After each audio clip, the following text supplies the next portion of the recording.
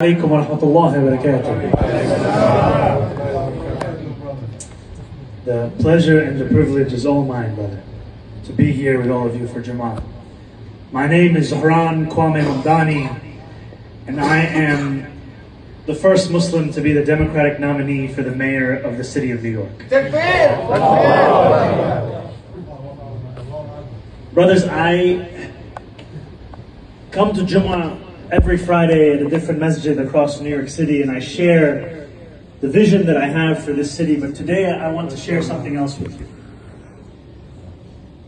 Yesterday, a man from Texas was arraigned here in Queens on threats that he had made to myself and my family. He had told me that I was not welcome in this country. He told me to worry for my own safety. He told me that as a Muslim I was a terrorist here in this country. And I share this with you because I know that many of you have faced similar remarks in your own lives. You have faced those who have told you you have no place in this city or in this country. You have faced those who have told you that by virtue of being Muslim, you are a terrorist. You have faced those who have tried to make you feel as if you are not New Yorkers. And I want to be very clear that there is no one who can tell us whether or not we belong in this city, who can tell us whether or not we belong in this country. We are just as New York and just as American as anyone here. And for a long time, it has felt as if the safest place for Muslims to be in public life is in the shadows, to not have to deal with that. And I am proud to be on the precipice of being the first Muslim mayor of New York City.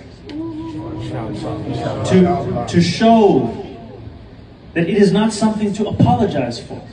It is not something to be ashamed of. In fact, it is a critical part of who I am as a person. It was Islam that taught me that to be a good person, to be a good Muslim is to be a good person.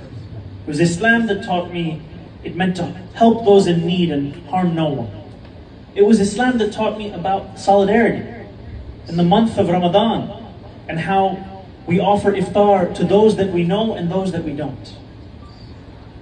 And I was taught about that Islam by my grandmother Kulsum and my grandfather Yusuf.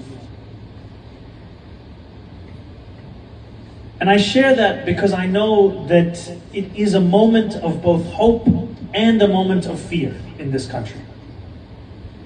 And yet we know that this city can be a beacon to show what is possible. And amidst these kinds of death threats, amidst these threats to blow up my car, amidst these death threats that we hear, whether from him or from others, I always think of the moments when I meet Muslim New Yorkers and I see what this campaign means, especially the youngest of our community. I think of a young Muslim girl who ran behind my wife Rama and I as we walked through Astoria Park. She asked us to wait for a photo. I turned around, she couldn't have been older than 6 in her hijab.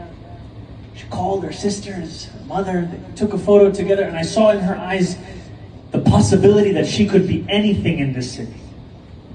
She could be the mayor.